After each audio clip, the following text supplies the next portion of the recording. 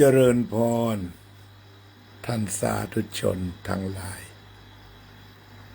รายการธรรมทานจากวัดพุทธปัญญาเมืองพะโมนารัฐแคลิฟอร์เนียประเทศสหรัฐอเมริกาวันนี้อาตมาขอรายงานตัวจากกุฏิดินส่วนโมกอันดามันตำบลบางวันจังหวัดพังงาโยมบัวผันอ่อนมาเป็นท่านแรกสวัสดีครับ สวัสดีจ้า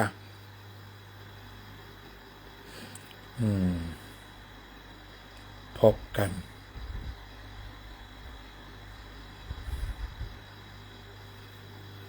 ก็คงจะมารายงานตัวว่าเดินทาง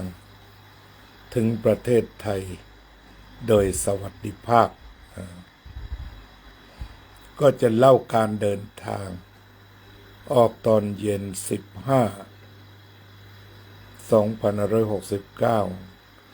เวลา1 ทุ่มโดยมีคุณสตีเฟนคาเมเรขับรถติดตามโดยท่านดร.ณรงค์ท่านดร.พระมหานรินทร์เนื่องจากมาถึงสนามบินเร็วจึงไม่มีคู่แข่ง คิวไม่แน่นไม่ยัดเยียดโล่งโปร่งสบายมาก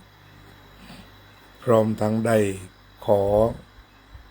วีลแชร์ให้มีคนเข็นด้วย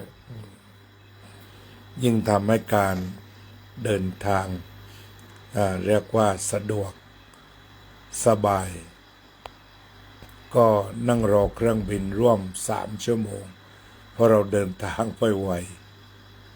ก็ได้รับการดูแลอย่างดีวีลแชร์ที่ออนทาริโอถูกเข็นเข้าไปถึงเรียกว่างวงสนามบินดูแลดีจริงๆเจริญพรโยมเคนธนาโยมป้อมโคมเมต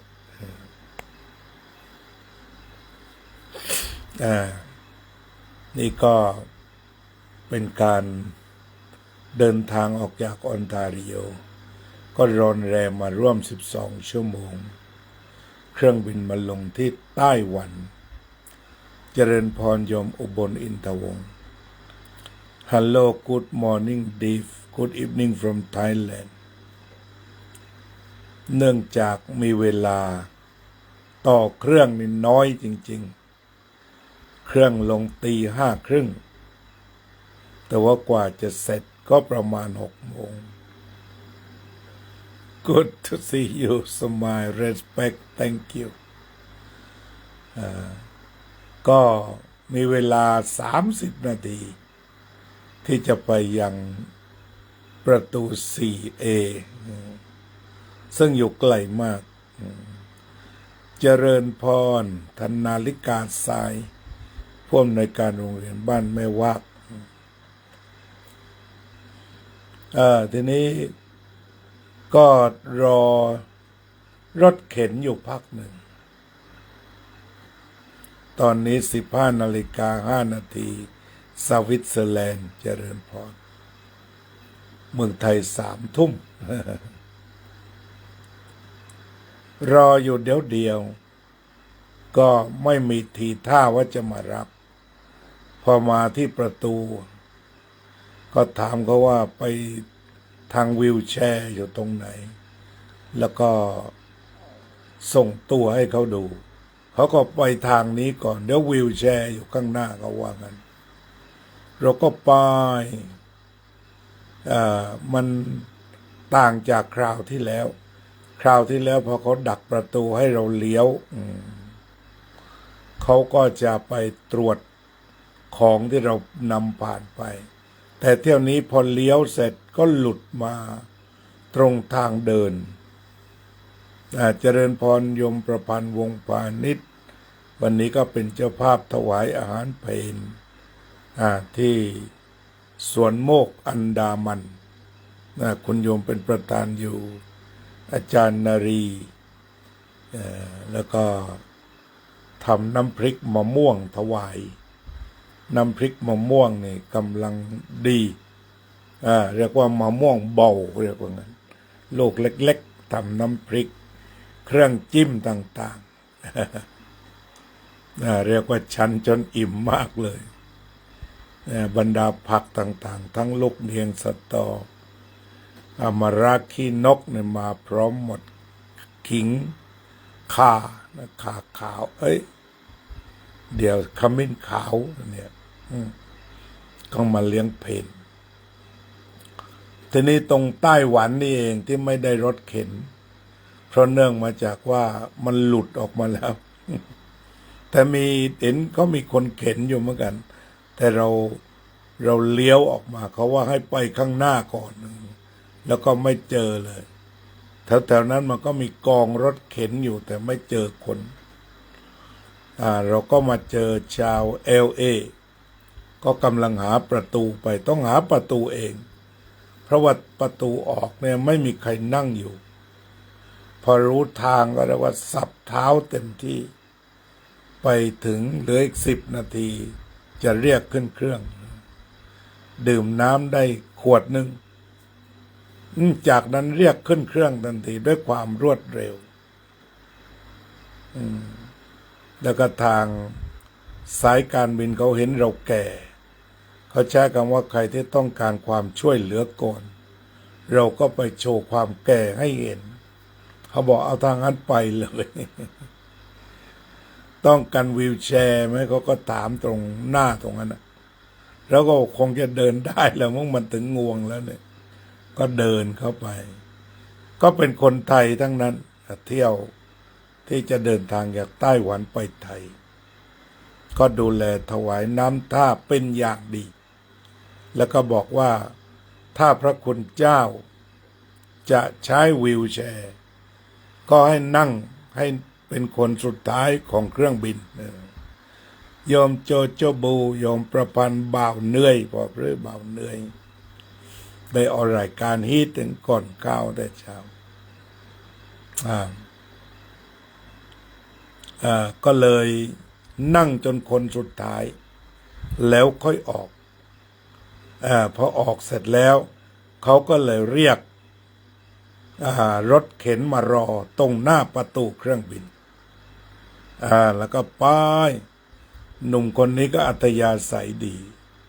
ก็พาไปตรวจคนเข้าเมืองเสร็จไปนำกระเป๋าหนักส่วนหนึ่งก็ส่งทางไปรษณีย์ไป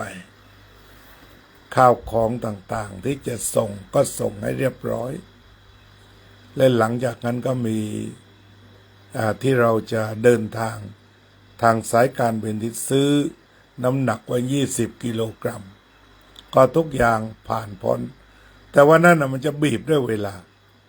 หลังจากเช็คอินเสร็จทำอะไรเสร็จ12 นาฬิกาก็ออกจากสุวรรณภูมิไปดอนเมืองไปถึง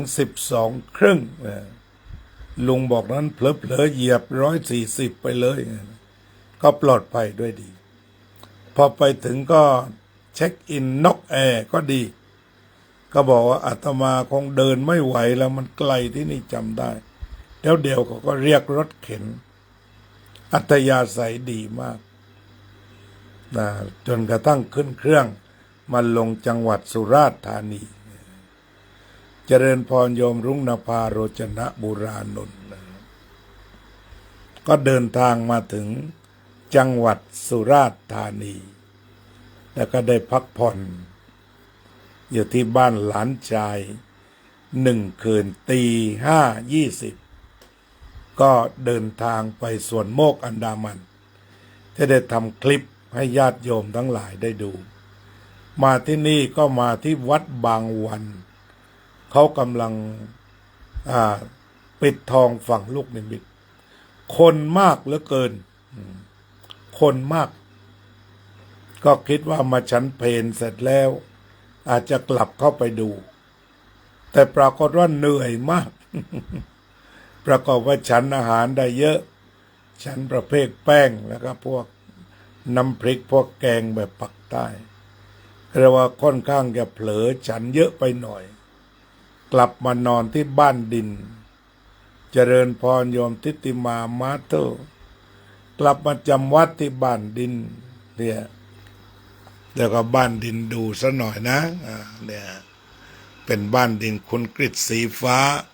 สร้างถวายไว้ทุกครั้งก็อยากมาพักที่นี่เนี่ยดินเห็นไหมดินเนี่ยห้องน้ำมีปิดไว้ให้หน่อยหนึ่งน้ำเย็นเฉียบเนี่ยจะเป็นแบบนี้สมัยมาจำพรรษาชาวบ้านช่วยกันหลังคาจะเป็นแบบนี้เป็นกระโจมข้างในก็พอมาก็นอนหลับตื่นเพราะว่าเนื่องมาจากว่าอาการเพลียบวกด้วยเจ็ตแลกด้วยก็ทำให้หลับไปตื่นขึ้นมาอีกทีหนึ่งเกือบ1 ทุ่มแล้วก็คิดว่าวันนี้ทำรายการดีกว่าก็เลยได้มาทำรายการรายงานตัวกับญาติโยมสรุปว่าเดินทางด้วยความปลอดภัย สรุปว่าอย่างนี้เนาะก็เป็นนั้นว่าตอนนี้ก็ได้เดินทางถึงสวนโมกอันดามันโดยสวัสดิภาพฉันแล้วพักผ่อนแล้วคืนนี้ก็ไม่ทราบว่าจะหลับหรือเปล่าเจ็ตแลกแตกต่างกับเวลาสำหรับวันนี้ก็คงจะรายงานตัวกันแค่นี้เนาะขอบคุณทุกท่านได้ติดตาม